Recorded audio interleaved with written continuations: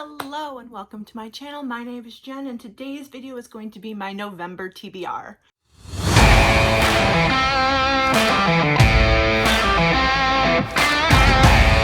I'm getting tired of saying it, but it's true. I was very stressed over the last few weeks to months.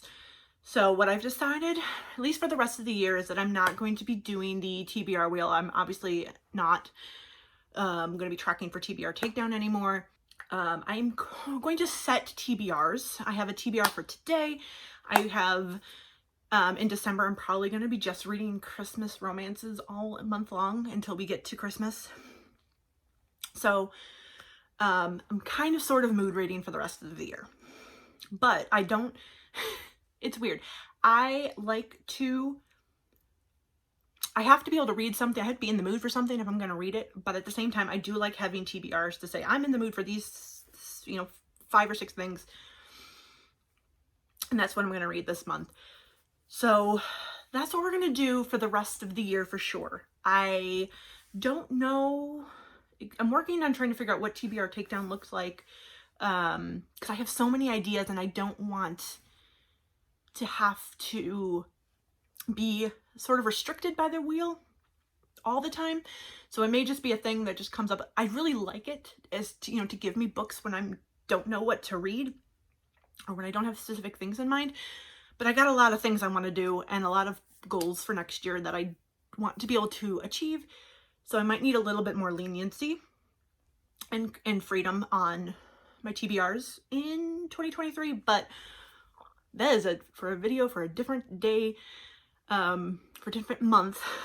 And today we're gonna go over all the things I plan on reading in November.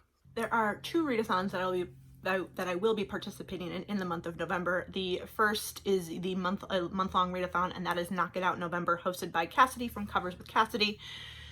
This is basically just a end of the year goals, complete your goals readathon that has no set prompts, but that you can make the prompts yourself based on the goals that you have. I am going to do slightly different, but not really. I had goals that I set for myself at the beginning of the year, and my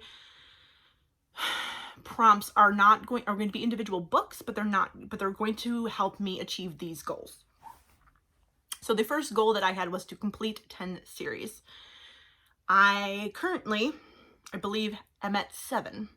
So this TBR is going to be significantly series heavy and finishing series. I had a goal of reading 3 classics. We're going to read 1. I had a goal of getting my physical TBR down to a number that I can't remember, but that did not happen. So we're not going to try to do that.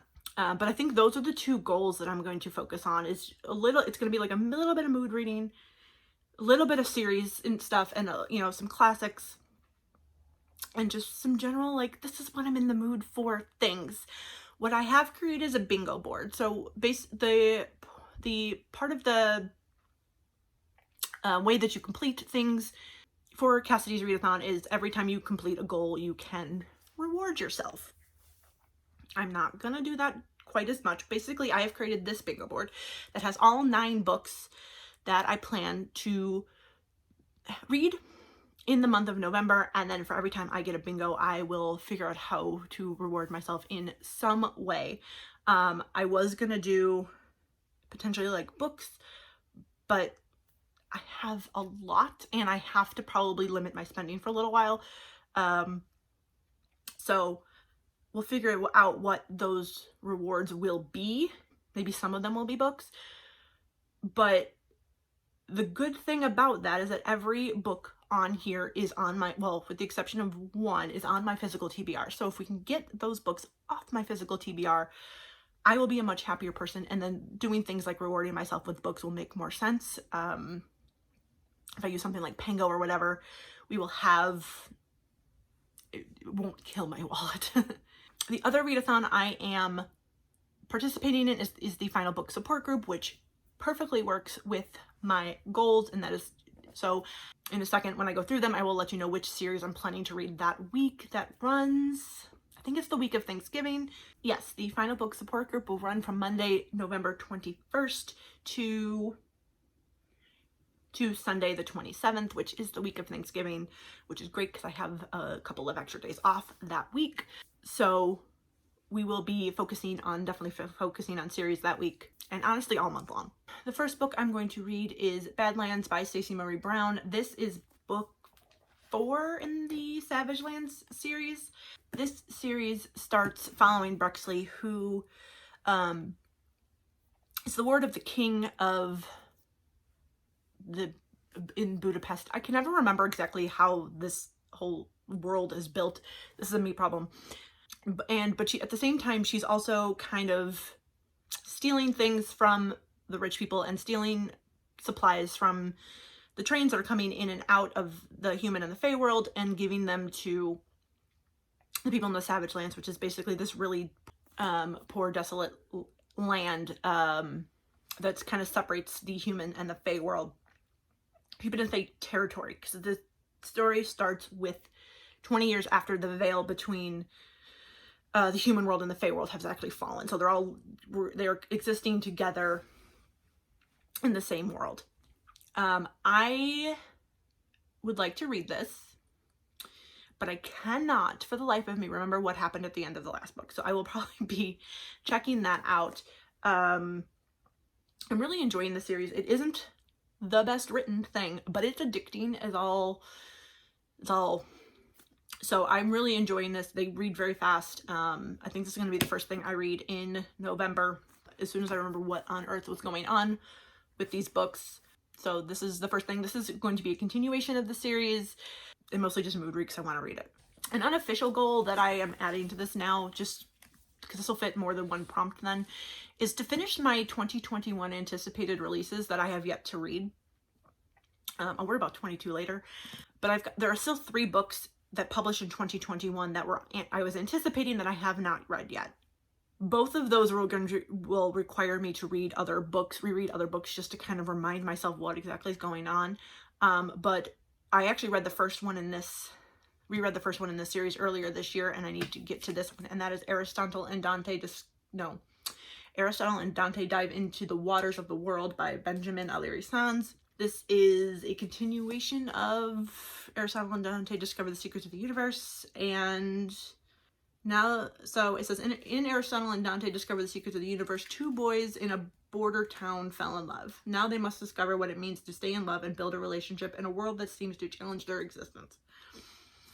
I'm really excited about this. I think the audiobook for this is on Hoopla, and it's the first one, and this one has both been narrated by Lin-Manuel Miranda, so that's always a plus.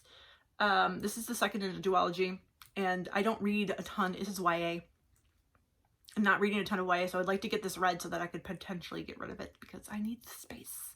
And this will finish off the duology, so not only is it a 2021 anticipated release, but it will finish a series. The classic I've decided to go for November is The Picture of Dorian Gray. I think this is the shortest one I have.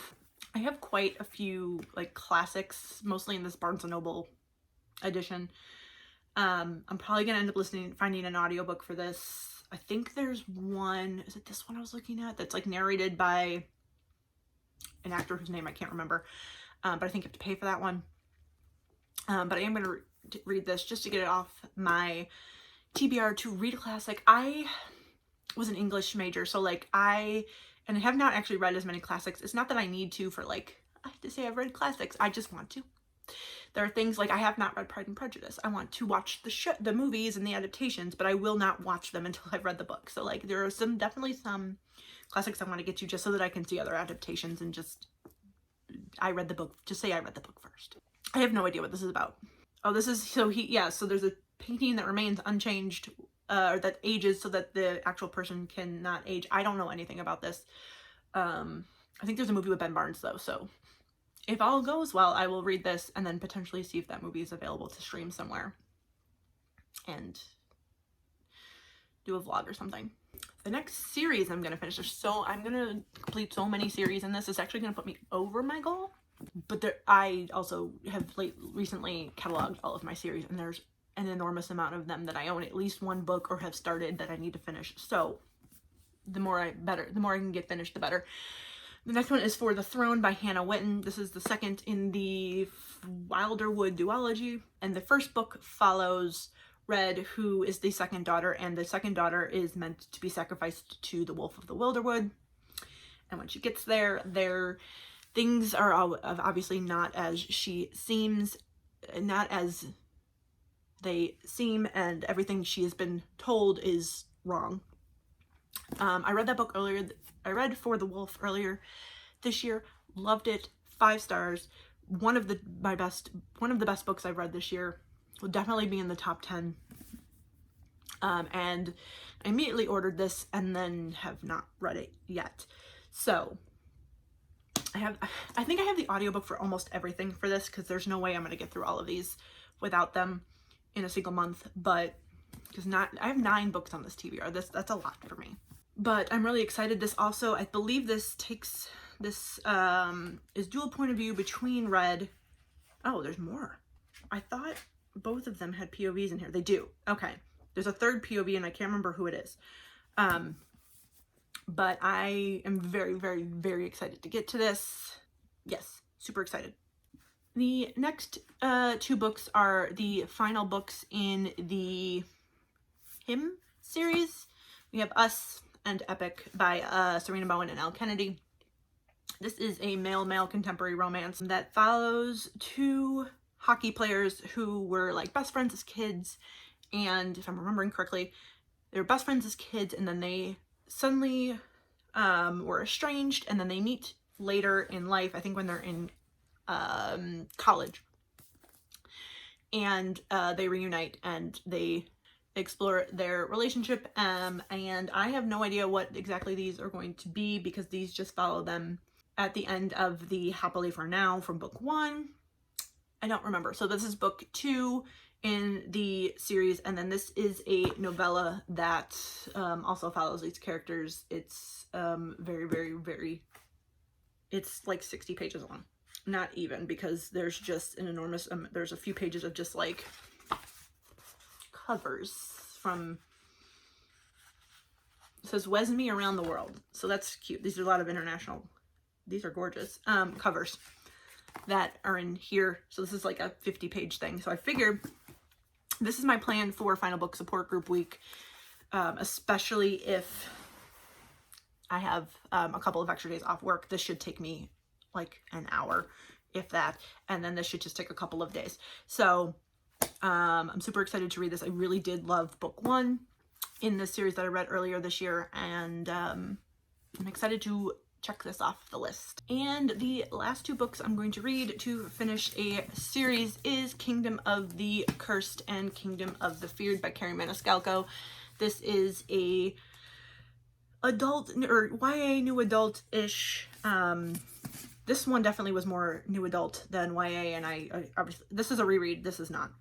And this follows Amelia, who is investigating the death and the murder of her sister, and she accidentally summons a prince of hell. I really enjoyed Kingdom of the Wicked. I reread that one back in September, and excited to reread Kingdom of the Cursed and then read Kingdom of the Feared, and to check this one off the list. I forgot about a book. So the last thing I'm planning to read in November is War by Laura Thalassa. My wrap-up is coming in a couple of days, but I gave Pestilence 3 stars, but I am interested in seeing how the rest of the series progresses. This is the second book in the 4 Horsemen series that follows the 4 Horsemen of the Apocalypse, who come down to Earth and meet and fall in love with a human. I was very underwhelmed by the romance in the first book, so I'm really interested to see if that gets resolved with the rest of these books. But yeah, I have this on ebook. I'm gonna wait till probably towards the end of the month, because I am like less excited about this one than everything else on this list. So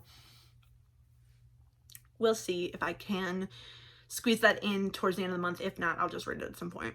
All right, we're being ambitious. I only have like 1-2 extra days off in November, but apparently I think I can read all of this and War in the month of November. My goal is to at least get to the classics so that we can at least somewhat accomplish that goal for the year, and to complete at least 3 of these series so that we can hit the 10 that I wanted to hit for this year. I think that's everything for today. Comment down below and let me know what your reading plans for November are. And if you're participating in any readathons, please like this video if you've liked it, and subscribe if you have not already. I would greatly appreciate it, and I will see you in the next one. Bye.